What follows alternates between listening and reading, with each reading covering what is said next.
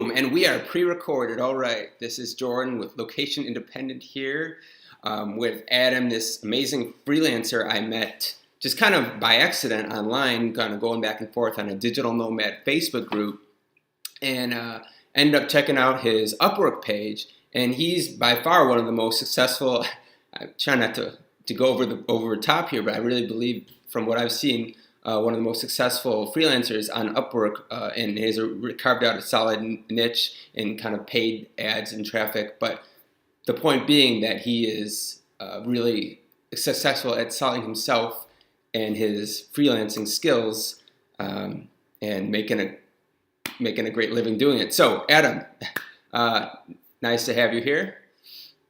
Thanks for having me, man. All right, yeah. So let's just start off with I think the number one question is, how do you get started? How do you get to where you are now, especially when I've heard so much things about Upwork and how you have to undercut your services to be competitive because there's so many other people doing similar, offering similar services. So how did you get to be where you are now? I think I read something about charging $90 or $100 an hour, something like that. That's pretty good. So. Sure, man. So yeah, and those concerns you were talking about, regarding if you go on that platform, are you going to be competing with, all these people charging $3, $4, $5 an hour? Right. Well, there certainly are people on that platform doing that. The reality is that there's always a perceived value with, if you can imagine when you have a profile in a prospective employer, like businesses go to this site called Upwork. I think you mentioned it, but I'm not sure. It's Upwork. That's where I've gotten all my clients. Yeah, and we'll link to that, by the way, below in the description of the video. But absolutely. It's free. So you can go on to Upwork and create a free account. But if you can imagine, and when you set in your profile what your rate is, along with the description of your services, a title for you, and there's a perceived value when they look at all of that, including your rate, right? And there's businesses that fully understand that they get what they pay for. So my advice to people who get started on the platform is to not really concern yourself with the lowest paid freelancers that are going to compete with you, right? Because the right clients aren't interested in paying $5 an hour. Right. If you can help them, you know what I mean? And we can go into how I go about getting jobs. I'll let you kind of guide how you want this to go in terms of the interview. Yeah, man. But whatever you want to go. Yeah. Sure. There's every bit of opportunity for you there to make as much as you want, really. I mean, I've in my entire experience on Upwork, I think I've earned over 60,000 directly on the platform, and just through that network that I've acquired, referrals and all that. I mean, I'm well into six figures. Damn, dude. So you for instance, I mean, don't want to go off on tangent too much, but if you do well for someone on Upwork, they might want to work with you off of Upwork and kind of make you a regular part of their, team. Listen, I don't just for the sake of not getting anyone in trouble. Okay. I don't want to officially say that that's how it happens. What happens most of the time actually is my network is expanded, so people will just reach out to me directly. And since they may not have an Upwork account at the time, I just work with them and make a different, make an arrangement directly with them. And in some of those cases, actually in most of the cases where I didn't acquire them through Upwork, we actually handle the payments in a different way because Upwork does have a fee. You know what I mean?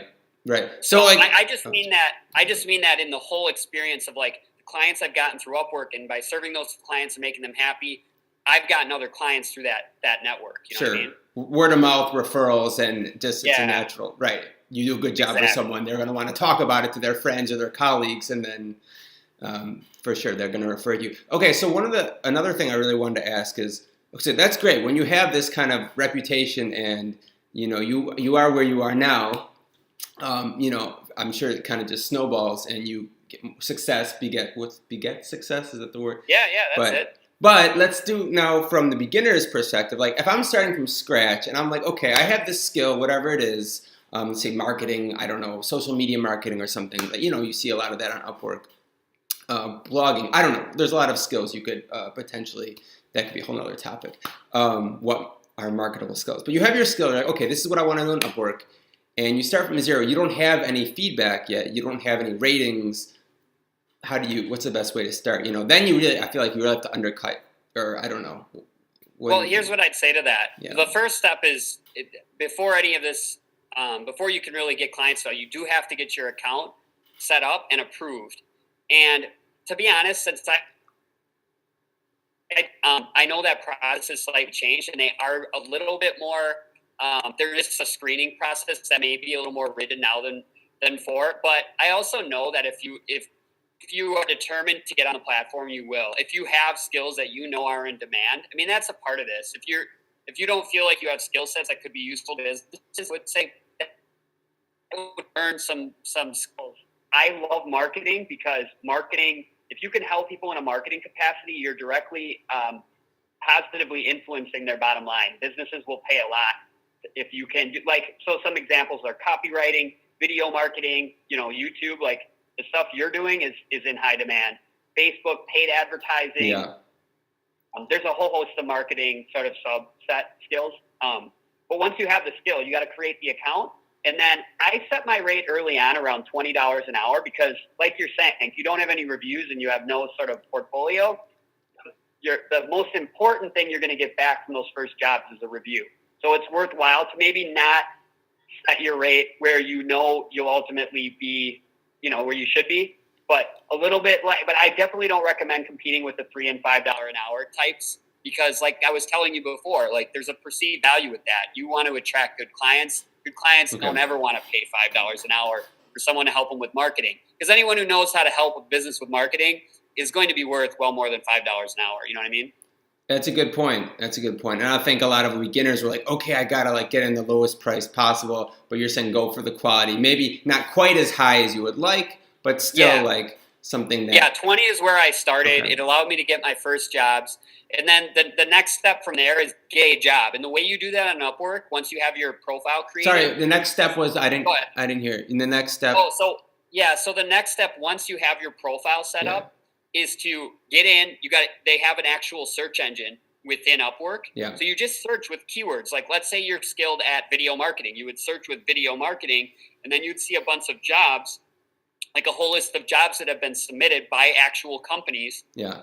Business owners looking for whatever it is, like video marketing help or SEO or whatever your skill is. And then you're able to choose the jobs and write proposals. And that's really, honestly, the key to winning jobs on Upwork is I'd say it's 90% your proposals. Okay. So even if you're coming from a place where you've never gotten a job before, if you can write good proposals, which is a skill in itself. Yeah. That's really the key to winning jobs. Do you have, I'm actually glad you mentioned that, because I was going to say, do you have a quick 1 or 2 tips about writing a good proposal? Absolutely. So I'll give you just some basic ones. And this is kind of just coming off the top of my head. So I might leave some stuff out, but I'll try to give you some powerful. When you're searching for jobs, first of all, make sure the job is a good fit. Like, I wouldn't try, even though you're maybe desperate to get your first job, make sure it's a job that you want and you can deliver on. If it's going to extend you a little bit, maybe force you to maybe learn some new skills on the fly.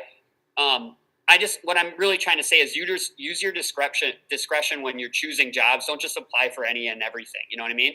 So once you know the job is a good fit, the first thing I'd say to do in the proposal is read their description very carefully of the requirements and try to use their words in your proposal. Like, if they say they want help with getting customers, I always like to, as a way to kind of, it's just like people tend to resonate more if you're using the same language they use. And that's one thing that I've just found is really useful. If they tell me they want help with getting customers, I'll say, to start my proposal, I'll say, I can tell that it looks like in your business right now, you're looking for ways to generate new customers. That first line is kind of important. And if you're using their language, that's going to give you almost a higher likelihood that they're going to open your proposal and read the whole thing. You know what I mean? So that's one piece is use the words they're using to describe the goal they have, their pains. Try to use their words. I know for sure that's helped a lot. Yeah. The other thing I'll do is I'll try to give them some value in the actual proposal. So they almost feel like they're almost already working with me in a way. So, like, as an example, I help people build sales and drive traffic with Facebook ads, right? That's one of the primary skill sets. So what I'll do is, if they, in their description, tell me a little bit about what they're looking for help with, and they maybe mention their company or a site, or I'm able to go out and find them based on what they've included in their description, I'll do like a screen capture video where I'll look at their existing website and their existing assets and their existing copy, and I'll do like a 5-minute audit. And then I'll include that in the proposal.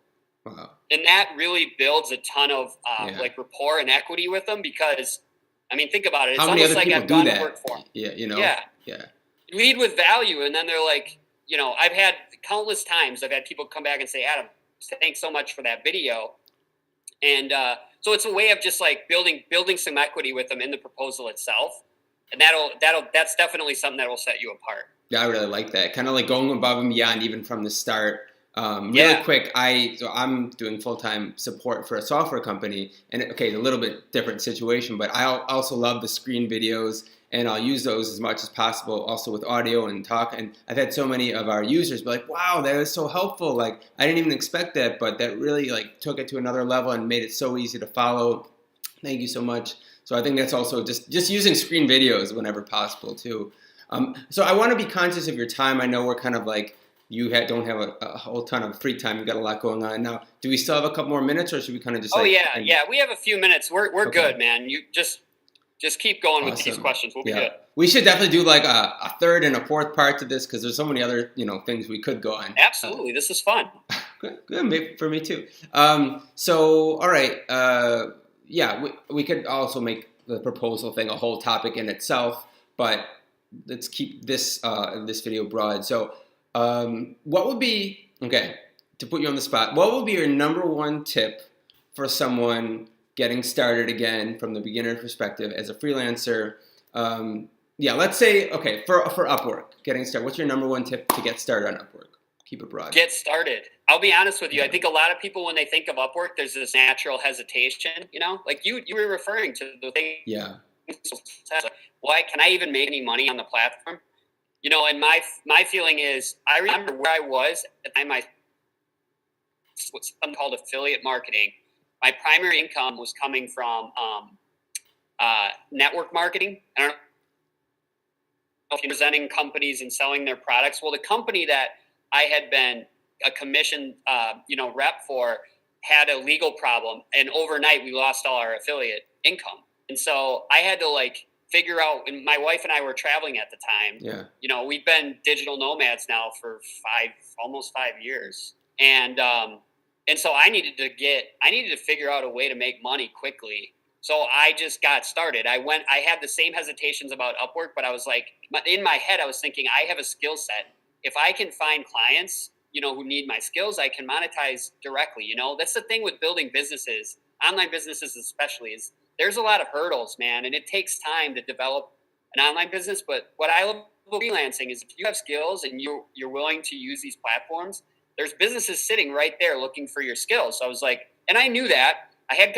some concerns about how much I could get paid, but I also knew I didn't really know any other options that were better. So I got started. So that'd be my biggest piece of advice, is get your Upwork account created. I mean, you can write your first proposal today if you just take action on it. And you might have your first job by the end of the week, or even sooner than that if you just, get started. So that'd be the biggest tip I have.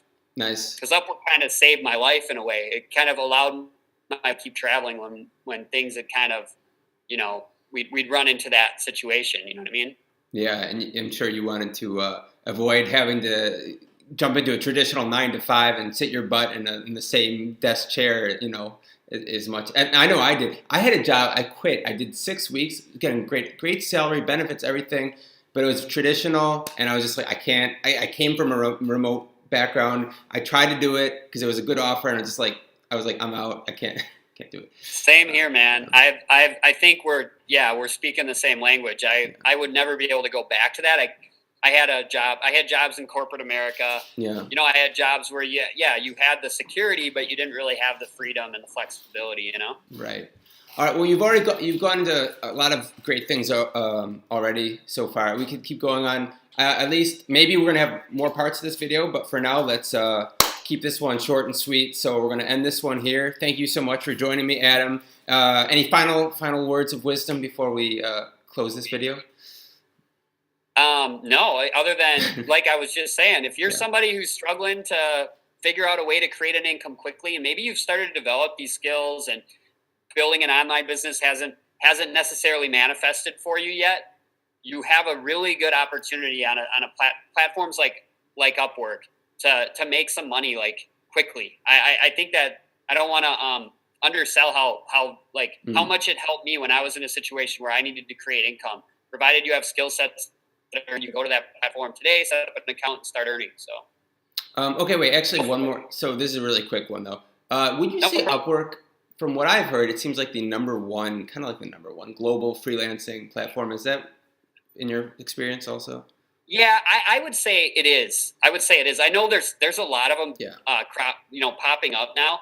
Some I know of. I think there's more and more coming up that I'm not even aware of. But Upwork, I would say, is the reason I like Upwork is it's going to continue growing because it has that awareness. Right. So businesses go there naturally now. Like they're like, if they need to outsource, they go to Upwork. So I think it has that traction that a lot of these other ones don't have yet. You know? Right. There's going to be a huge base of people who are going to be needing your services. So why not start with the number one, the big one? Start with Upwork. Cool. Yeah, like for sure. All right, man. Well, thank you again. And hopefully we're going to do this again soon. And we'll talk soon. All right. Thanks for joining me. Absolutely. My pleasure. All right. I'm going to cut this bud. one out.